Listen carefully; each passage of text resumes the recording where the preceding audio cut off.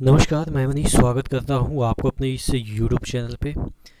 दोस्तों, मैं आज जो वीडियो बना रहा हूँ बहुत सारे लोगों को हो सकता है कि बाद में जुड़े हैं हमसे, और जो पुराने भी लोग हैं उनको तो पता होगा कि हम रेलवे एम्प्लॉई हैं, ग्रुप डी में काम करते थे और अभी प्रमोशन हो गया है टेक्नीशियन में।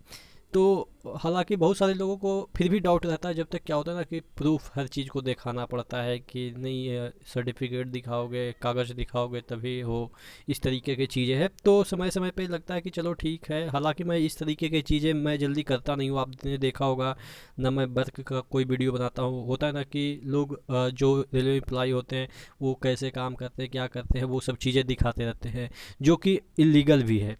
वो चीज़ें आप पब्लिकली किसी चीज़ को नहीं दिखा सकते बिना ऑथराइज्ड। आपको अगर किसी ने ऑथराइज किया है कि हाँ आप दिखा सकते हो, तभी आप दिखा सकते हो, वैसे दिखाना नहीं चाहिए, क्योंकि ये चीज़ें इलीगल है। तो वो मैं कभी करता भी नहीं हूँ, और मैं ये हमेशा जताने की कोशिश नहीं करता हूँ कि मैं इस तरीके से मैं ये काम करता हूँ, ऐसे करता हूँ, वो करता हूँ। वो सब चीज़ें दिखाने की चीज़ भी नहीं है और इलीगल भी है। लेकिन फिर भी ये जो चीज़ें हैं, प्रमोशन जो हुई है किस तरीके से हुई है, वो सब चीज़ें मैं यहाँ पे डिस्कस करूँगा।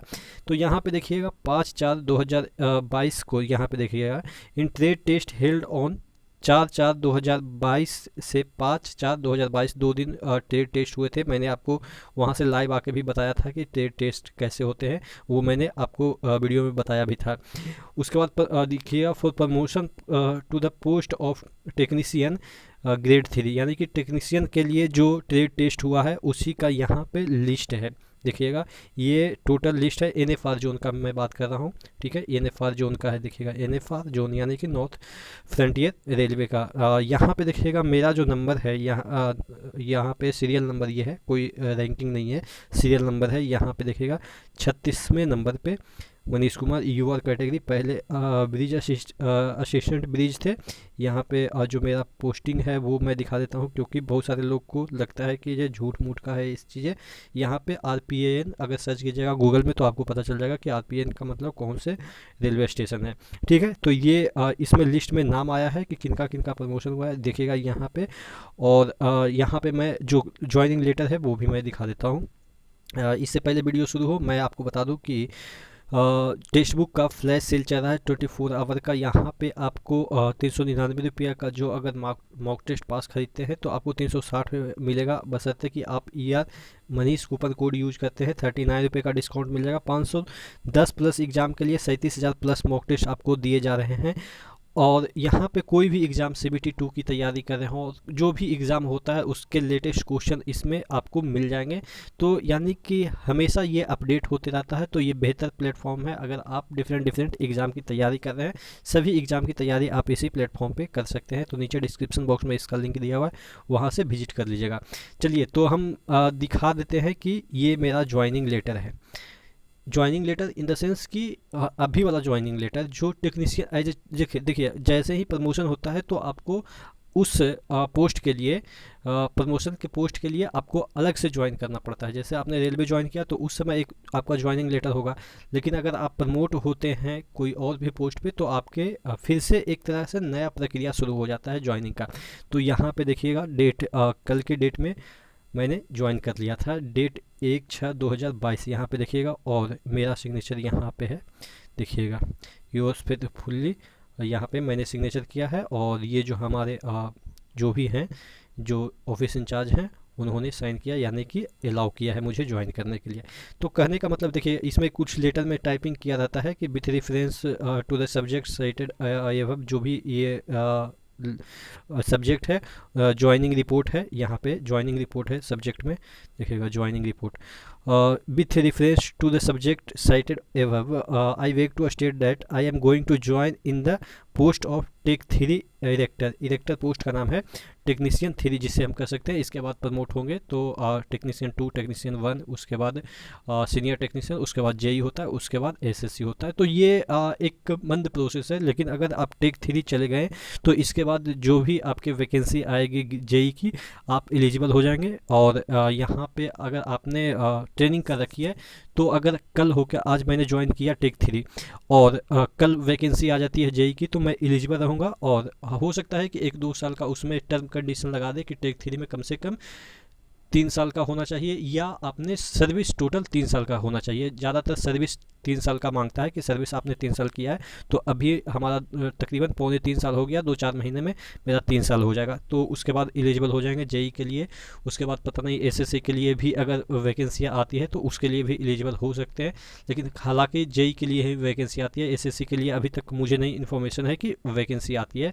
वो जेई से प्रमोट होकर एसएससी 2 साल में बन जाते हैं। तो ये सब प्रोसेस है जो कि मैं समय समय पे आपको बताते रहूँगा कि किस तरीके से चीज़ें अंदर होती है। बाकी तो आपको और भी गाइडेंस देते ही रहते होंगे, इधर उधर से कुछ भी गाइडेंस तो चलता ही रहता है। लेकिन जो चीज़ें हैं वो फैक्चुअल जो रेलवे में जुड़े हैं तो उनसे आपको ज़्यादा बेटर समझ में आएगा। उसके बाद यहाँ पे देखिएगा, I am going to join in the post of grade 3 erector on date 1/6/2022 under SSC BR, जो है ब्रिज, जिसे हम कह सकते हैं शॉर्ट फॉर्म में लिखा हुआ है आरपीएन यानी कि रंगा पड़ा ऑफिस वाइड जीएम जो भी है, ऑर्डर नंबर ये सच एंड सच 31/5/2022 का। So please allow me to join. तो बाकी चीज़ें हैं कॉपी वगैरह इसका, तो ये सब चीज़ें है।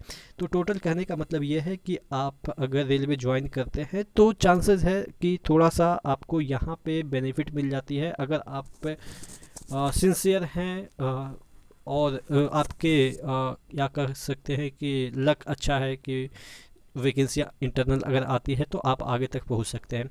बाकी ये तो चीज़ें छोटी मोटी चीज़ें हैं, ये सब तो लाइफ में होती रहेगी। जैसे ही कहीं ना कहीं आप अगर कोई और भी जॉब में जाएंगे तो वहाँ पे भी छोटी छोटी खुशियाँ समय समय पे आती रहेगी, लेकिन ये फाइनल डेस्टिनेशन नहीं है। फाइनल डेस्टिनेशन तो कभी ज़िंदगी में निर्धारित ही नहीं होता है कि अगर यूपीएससी भी क्रैक कर ले तो वो भी फाइनल डेस्टिनेशन नहीं है। रोज़ समय के साथ डेस्टिनेशन बदलते रहता है।